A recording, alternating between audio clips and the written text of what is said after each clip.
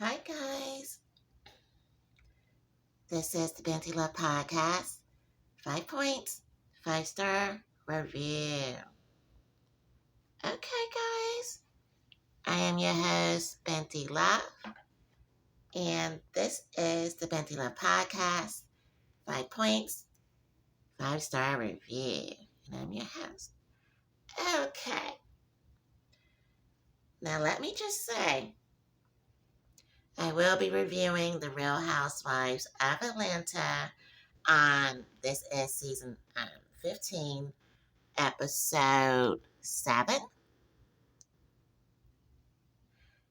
And here goes all the beautiful ladies again. Good colors this season with a nice silver and gold and a pale pink beige. Is that a pale pink shimmery beige? Pastel color. Nice, nice. So if they're wearing this, guys, I always think that they're trying to say, hey guys, these are the colors for this season. I don't see how I must fit it in, but I can do some of that. I can. Looks like gray and pink beige to me. Okay, now first of all, let me just say I gave this episode 3 stars out of 5. Okay, because this is the 5 Points 5-star review, so I definitely need to give the stars. Yeah, it's only 3. I normally don't give anything lower than a 3. It had to be really bad for that, and I'm just not going to do the review. But this is a 3, guys. Yeah. Womp, womp, womp, womp. Yeah. Okay, now, point number 1. Kenya needs to get another opinion regarding whether she should carry her child or not. Now, we all know that she already has a child. I don't know how old she is right now. It's been a few years. But she's currently wanting to have another child, and she did get, allegedly she is in the middle of still, or at the end, we don't know exactly. I don't. Trying to process a divorce with her ex-husband, or soon to be ex-husband, Mark Daly. Yes. But in this episode, Kenya's like, okay, she still has like a chance to have more children. And so she's either going to try to have the children herself or get a surrogate. She was getting some really, really some earful about it from her doctor on the show this episode. So it's some tough decisions she has to make, and I think she should get a second opinion because it could be someone else that has a totally different viewpoint. Definitely get a second opinion whether to get a surrogate or to, if she wants to carry a child again. It's something, she definitely wants more children. I could definitely tell that in this episode. So I definitely wanted to comment on that. And point number 2, let me report that why is Marlo always acting like Candy and her are family? This is Marlo, this is Candy. Marlo's always acting like, Candy, you're family. Apparently, in the past, Marlo dated someone in Candy's family. But Marlo still feels like we're still family. Like, there's a connection here. Yeah, for some reason. And I don't know, because Candy's kind of like looks at her like she does not even know her sometimes. Sometimes Candy's like looking at her like, I don't owe you anything about anything. We're not family. And Marlo still feels like that connection should still be there. Like she didn't do anything really to disconnect with Candy. And so she feels that for some reason that Candy and her are still family, or they should be very close. And like I said, Candy looks at her like she does not even know Marlo sometimes. I'm like, apparently they both have different points of views on this. But now point number 3, my criticism is that Candy lately is not adding any value to these episodes. Like, she's right here, but when she doesn't really show up in these episodes, not lately, not adding any value.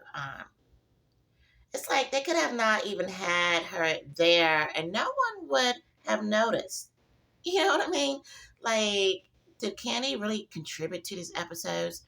I definitely not this one. And let me just say that, like, um, she's always letting everyone else talk for her and over her, which she might want to stop that because they're taking away her shine in that moment. Like, she feels like, I don't have to deal with this. They can talk for me. But Candy's getting paid a lot of money there to show up on these episodes. And so when the ball is in her court and she's supposed to talk about these incidents, she needs to say things and not just let people talk over her because she needs to show up, you know? So my advice to Candy is she needs to give her best every season. I think she's putting more into her online podcast because, Candy normally has a lot to say in these online podcasts that she has. Yeah. But I think that they are not really contributing to the show as far as I can see, allegedly. So my advice to her is to be how, spoken and how much she has to say on her online podcast that you see. She needs to put that effort and energy into the show because she's really, really not really talkative on the show like she needs to be, you know. And so she needs to bring it as a peach holder. And I feel that Candy has not done this episode. And I really haven't seen her show up last season that much or this season. So I feel like she needs to put more energy into that. Don't let the girls talk over her and give them their shine because a lot of them are new. Drew is new. And some of the other ones are new that, don't let them take your shine away. If you're a peach holder and whoever's addressing you, you address them back, however you feel. So that would be my advice to Candy. Point number 4, the MVP moment goes to Drew with her song and dancing. Now here's Drew again, the little singer and dancer. Yeah. So, she's having her video where she was dancing with her husband, her own video. I love that. And so I thought that was great. And to see her, hear her sing, because we heard she can sing. So, I thought it was a great moment for her to actually be having someone do her video for her, inviting her husband to be the main interest, um, and things of that sort. Now, allegedly, I thought I heard on the show that there was issues with the relationship, but this episode, it seems like they're doing good. Good for that. So the MVP, most valuable player or performance, for this is going to be the performance because she performed, moment goes to Drew. Okay. Now let's take a look.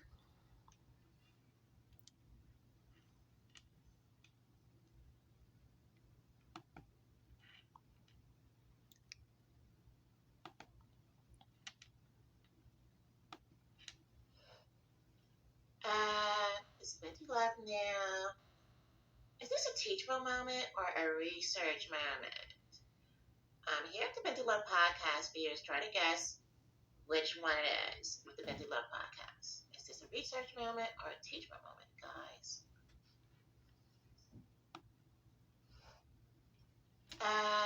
Is Binti live now? Okay, yeah. Is this a teachable moment or a research moment? So that's what I want to know. The Binti Love Podcast, viewers try to guess. Is it a research moment or a teachable moment, guys? That's what you guys want to know. I'm going to tell you that. Okay.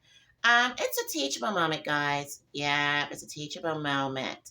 And the teachable moment is this. Guys, show up all the time. Because that goes with, participation. Show up, like, Candy shows up, but show up in terms of be present, participate. Don't just be present, but don't contribute to anything. Because if you don't contribute, um, it's kind of like you're not missed, you know, because you're not contributing, and then just go on to everyone else, and you're not a key part in the whole. So the teachable moment is, if you're a part of something, voice yourself. Don't just be present, but make sure to participate. Make sure you talk for yourself. Don't let everyone else talk over you and take up for you and stuff like that. So the teachable moment is show up and also contribute. Okay, guys. Before we move on, let me just say again, this is the Binti Love Podcast, 5 Points, 5-Star Review. I'm your host, Binti Love, and I'm on YouTube and TikTok. You can also get my website here. And make sure to subscribe, and tell 10 people to subscribe to. Yes, tell 10 people to subscribe to. Yes. Okay. Now, point number 5, the most loving moment is Kenya being vulnerable. It's a beautiful Kenya right here with the over-shouldered hair and great wrap dress. It was nice for her to be vulnerable when she was sharing how much she wants more children by the same father, Allegedly, I don't know if this is a direct quote, but she was like saying she wants the same father for her children. And so I think she needs to go for it, use a surrogate, or try herself again. No offense, but she is getting older. You're getting a little bit older, so you need to get off the fence about this, I guess people say, and get the ball rolling in action. And that's what I feel you need to do. Just really give it some real thought and do it, because you're not a spring chicken anymore. Always going to be gorgeous and very, very classy, though. So that would be my advice to you. And so that was point number 5. The most loving moment is always point number 5. And that's what that was. And okay, guys.